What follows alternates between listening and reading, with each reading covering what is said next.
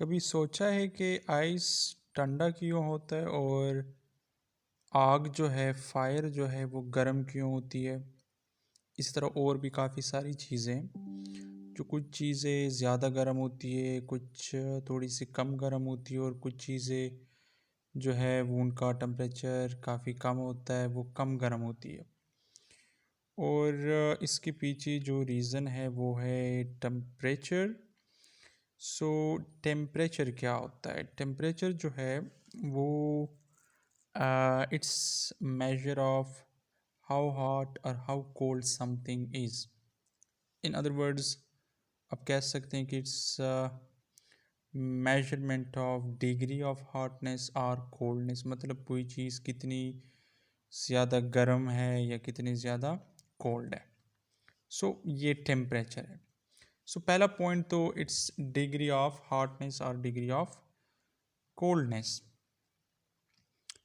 Temperature अगर आप ज़्यादा प्रिसाइजली इसके बारे में बात करें तो टेम्परेचर जो है it's the average kinetic energy of particles in a substance. कोई भी मटेरियल है, कुछ भी ले लें, लिक्विड ले लें, सॉलिड ले लें, गैस ले लें, कोई सा भी मैटर आप ले लें, टेम्परेचर का मतलब हमेशा होता है average kinetic energy of particles in that substance. Particles होते हैं, हर पार्टिकल की अपनी काइनेटिक एनर्जी होती है एंड काइनेटिक एनर्जी डिस्ट्रीब्यूटेड होती है। मतलब ये नहीं है कि सारे पार्टिकल्स की एनर्जी सेम होगी, कुछ की ज़्यादा होगी, कुछ की कम होगी, कुछ की इन बिटवीन होगी। बट जब हम टेम्परेचर की बात करते हैं तो हम जो एनर्जी है वो हम एवरेज लेते हैं और एवरेज काइनेटिक एनर्जी ही एक्चुअली टेम्परेचर कहलाई जाती है। Temperature is average kinetic energy. It means कि अगर टेम्परेचर हाई है, हायर टेम्परेचर है, तो पार्टिकल्स जो है वो ज़्यादा फास्टर मूव करते हैं, पार्टिकल की स्पीड ज़्यादा होती है। और अगर टेम्परेचर लो है तो इसका मतलब फिर यही होगा कि पार्टिकल्स जो है वो काफ़ी स्लोली मूव कर रहे हैं। टेम्परेचर मीन्स के average speed, average kinetic energy of particles. Then temperature जो है ये हमें डायरेक्शन ऑफ हीट फ्लो के बारे में बताता है कि हीट जो है वो किस डायरेक्शन में फ्लो करेगी। मतलब अगर आप इमेजिन करें, if you have two objects, आपके पास कोई ऑब्जेक्ट ए है, कोई ऑब्जेक्ट बी है, एंड देन हम कैसे डिसाइड करेंगे? फर्स्ट करें, एक ऑब्जेक्ट ए का temperature 50 degree centigrade and object B का लेट्स सी 70 है। हीट जो है वो किस ऑब्जेक्ट से किस ऑब्जेक्ट की तरफ फ्लो करेगा। टेम्परेचर जो है वो हमेशा आपको हीट फ्लो बताता है और हीट जो है ये हमेशा हाई टेम्परेचर से लो टेम्परेचर की तरफ ही फ्लो करता है। यहाँ पे इस केस में 70 डिग्री सेंटीग्रेड वाले ऑब्जेक्ट जो कि ऑब्जेक्ट बी है उससे हीट फ्लो करेगा ऑब्जेक्ट ए की तरफ जिसका टेम्परेचर जो है वो 50 डिग्री सेंटीग्रेड है। टेम्परेचर एक तो average kinetic energy of particles को भी रिप्रेजेंट करता है, सेकंड टेम्परेचर जो है ये हमें हीट फ्लो के बारे में भी इंफॉर्मेशन देता है कि हीट फ्लो, अगर आपके पास दो ऑब्जेक्ट हैं और दोनों का टेम्परेचर डिफरेंट है और दोनों ऑब्जेक्ट जो है वो किसी कंडक्टर मटेरियल के थ्रू एक दूसरे के साथ कनेक्टेड है। इस केस में जो हाई टेम्परेचर वाला मटेरियल है उससे हीट फ्लो करेगा लो टेम्परेचर वाले मटेरियल की तरफ, और ये तब तक फ्लो करेगा जब तक दोनों का टेम्परेचर सेम ना हो। Temperature tells us about the direction of heat flow. Fourth point ये है कि टेम्परेचर और हीट सेम नहीं है, इन दोनों में फ़र्क है। टेम्परेचर अलग चीज़ है और हीट जो है वो अलग चीज़ है। हीट जो है वो एनर्जी है। हीट एनर्जी है जो कि फ़्लो करता है दो डिफरेंट ऑब्जेक्ट्स के बीच उनके टेम्परेचर डिफरेंस की वजह से। जो एनर्जी फ़्लो करती है एक ऑब्जेक्ट से दूसरे ऑब्जेक्ट में टेम्परेचर डिफरेंस की वजह से, वही हीट है। मतलब अगर दो ऑब्जेक्ट है, एक का टेम्परेचर 70 है दूसरे का 50 है, 70 वाले से एनर्जी फ़्लो करेगी 50 की तरफ और यही एनर्जी जो है वो हीट है। हीट एक अलग चीज़ है और टेम्परेचर एक अलग चीज़ है और ये कभी भी दोनों सेम नहीं है। देन फिफ्थ पॉइंट टेम्परेचर के बारे में ये है कि temperature is a major of particle motion. Temperature is a major of particle motion. वही बात है कि टेम्परेचर क्या है? It's average kinetic energy of particles. So it's measure of particle motion. Temperature ज़्यादा होगा तो पार्टिकल्स जो है वो ज़्यादा स्पीड के साथ मूव करेंगे, और अगर टेम्परेचर कम है तो पार्टिकल्स कम स्पीड के साथ मूव करेंगे। So it's measure of particle motion.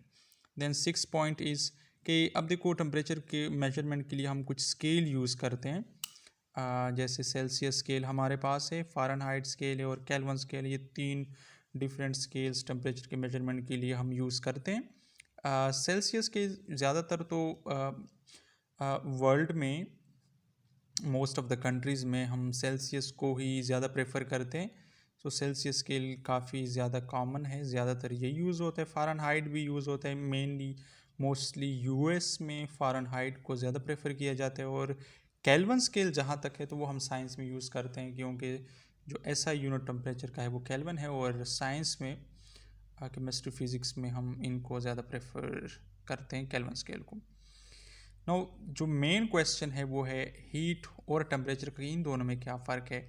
So temperature का आपको पता है, टेम्परेचर जो है वो average kinetic energy of particle है, और हीट जो है वो energy transfer due to temperature difference है। So heat is energy and temperature it's average kinetic energy. और हीट वो एनर्जी है जो कि दो ऑब्जेक्ट्स के बीच ये फ्लो करता है, ये एनर्जी ट्रांसफ़र है, ये एनर्जी है। और दोनों ऑब्जेक्ट्स के टेम्परेचर डिफरेंस की वजह से ये एनर्जी फ्लो करती है हाई टेम्परेचर वाले ऑब्जेक्ट से लो टेम्परेचर वाले ऑब्जेक्ट्स की तरफ। अब ज़रा देखें, फ़र्ज़ करें आपके पास एक कप ऑफ बॉइलिंग वाटर है और एक large pot of boiling water है। तो दोनों का टेम्परेचर सेम है। आपके पास एक कप है और एक आपके पास एक लार्ज पॉट है, दोनों में बॉइलिंग वाटर है, तो दोनों का टेम्परेचर सेम होगा। क्यों सेम होगा? क्योंकि दोनों में जो वाटर है वो बॉयल कर रहा है, और बॉइलिंग वाटर जो है वो बॉइलिंग वाटर में जो पार्टिकल्स होते हैं उन सब की एवरेज काइनेटिक एनर्जी सेम होती है। अब वो स्मॉल कंटेनर में है, लार्ज कंटेनर में है, किसी भी कंटेनर में हो, अगर वो बॉइलिंग वाटर, इट मीन्स के पार्टिकल्स का मोशन सेम होगा, पार्टिकल्स की काइनेटिक एनर्जी सेम होगी, एवरेज काइनेटिक एनर्जी। सो इस वजह से हम कहते हैं कि उनका टेम्परेचर भी सेम होगा। लेकिन दूसरी साइड्स पे इसका मतलब फिर ये हुआ कि टेम्परेचर जो है ये पार्टिकल्स के स्पीड के ऊपर डिपेंड करता है, पार्टिकल्स की क्वांटिटी के ऊपर टेम्परेचर का डिपेंड नहीं है। टेम्परेचर का मास ऑफ मैटर के ऊपर डिपेंड नहीं है, पार्टिकल्स के क्वांटिटी के ऊपर डिपेंड नहीं है। टेम्परेचर का डिपेंड है स्पीड के ऊपर, काइनेटिक एनर्जी के ऊपर, एवरेज स्पीड या एवरेज काइनेटिक एनर्जी के ऊपर। लेकिन हीट जो है, जहाँ तक हीट की बात है, हीट का दारोमदार जो है वो मैस के ऊपर होता है, हीट का दारोमदार क्वांटिटी ऑफ मैटर के ऊपर होता है। फ़र्ज़ करें अगर आपके पास एक स्विमिंग पूल है 30 डिग्री सेंटीग्रेड के ऊपर, तो उसमें ज़्यादा हीट एनर्जी होती है कंपेयर टू अगर आपके पास एक कप ऑफ वाटर है जो कि 80 डिग्री सेंटीग्रेड के ऊपर है। अब स्विमिंग पूल जो कि 30 डिग्री सेंटीग्रेड के ऊपर, उसमें ज़्यादा हीट एनर्जी है क्योंकि वहाँ पे मैटर ज़्यादा है, वहाँ पे नंबर ऑफ पार्टिकल्स ज़्यादा है। सो हीट का दारोमदार मैस के ऊपर होता है, टेम्परेचर का दारोमदार मैस के ऊपर नहीं होता। सेकंड डिफरेंस इन दोनों में ये है कि टेम्परेचर जो है उनको, टेम्परेचर को हम मेजर करते हैं सेल्सियस में या फ़ारेनहाइट या केल्विन में, लेकिन हीट जो है, चूँकि हीट एक एनर्जी है और यू नो के एनर्जी का के जो यूनिट्स होते हैं वो फिर जूल्स या फिर कैलोरीज होते हैं। तीसरा इन दोनों में जो डिफरेंस है वो ये है कि टेम्परेचर जो है ये डायरेक्शन ऑफ हीट फ्लो को रिप्रेजेंट करता है। Temperature direction of heat flow को रिप्रेजेंट करता है। हीट जो है वो हाई टेम्परेचर से लो टेम्परेचर की तरफ फ्लो करता है, लेकिन हीट जो है ये इटसेल्फ एनर्जी है जो कि हाई टेम्परेचर से लो टेम्परेचर की तरफ फ्लो करती है।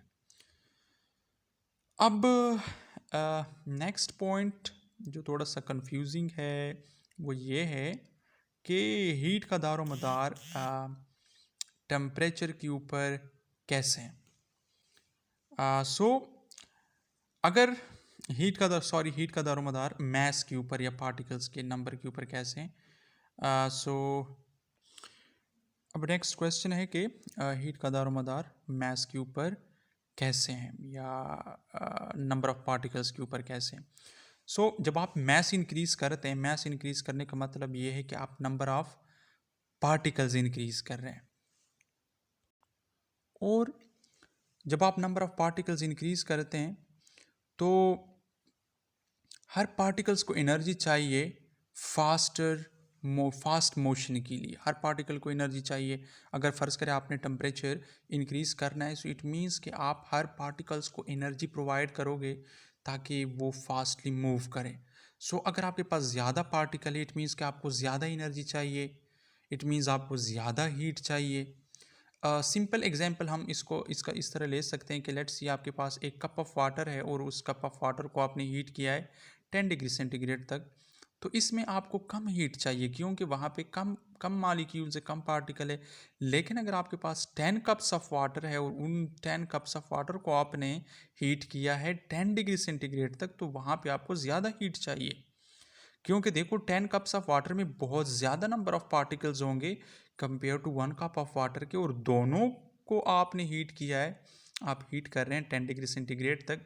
तो फिर जाहिर सी बात है 10 कप्स ऑफ वाटर में चूंकि ज़्यादा पार्टिकल्स हैं तो उनको आपने सेम स्पीड देनी है। अब जब आप same speed 10 cups of water को दोगे तो इट मीन्स कि आपको ऑब्वियस है ज़्यादा हीट देनी पड़ेगी। Hope that's the answer. ये टॉपिक थोड़ा सा कंफ्यूजिंग है, temperature versus heat. So I think अब ये क्लियर हो गया होगा।